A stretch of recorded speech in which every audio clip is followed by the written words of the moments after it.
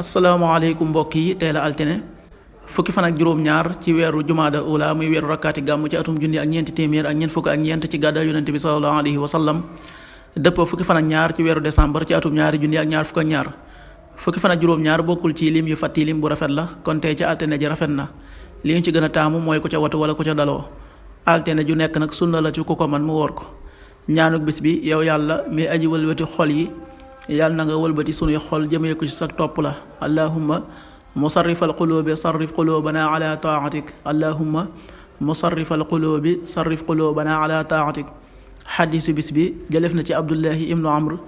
mu ne yonente bi sallallahu alayhi wa sallam nee na ñeenti jikko yi ku ko jikkowoo lépp loola raw ci àddina amul solo sàmm kóllëre dëggu rafet jikko ak lekk lu lew xadis bi ahmad nettali na ko an abdullahi ibnu amr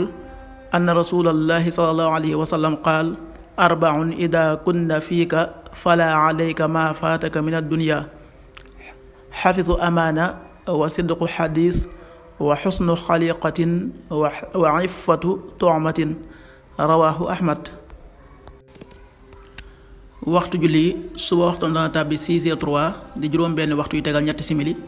tisbaar 13h27 di benn waxtu wu tegal ñaar fukki simili ak juróom-ñaar takkusaan 16h27 di ñeenti waxtu yu tegal ñaar fukki simili ak juróom-ñaar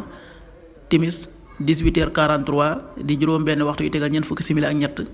gee 19h54 di juróom-ñaari waxtu yu tegal juróom fukki simili ak ñeent. loolu mooy waxtu julli ci Touba ak li ko wër bu fekkee nekkoo Touba soo ko féetee penku ñaar fukk ak juróom-ñaari kilomètre dina wàññil benn simili soo ko féetee sowwu ñaar fukk ak juróom-ñaari kilomètre dina yokkal benn simili soo ko féetee gànnaar wala Saalum téeméeri kilomètre dina yokkal benn simili jant bi dina fenk 7h17 di juróom-ñaari waxtu yu tegal fukki simili ak juróom-ñaar di so 18h39 di juróom benn waxtu yu tegal fanweeri simili ak juróom-ñeent yàlla na nu yàlla nangul te nangul leen amin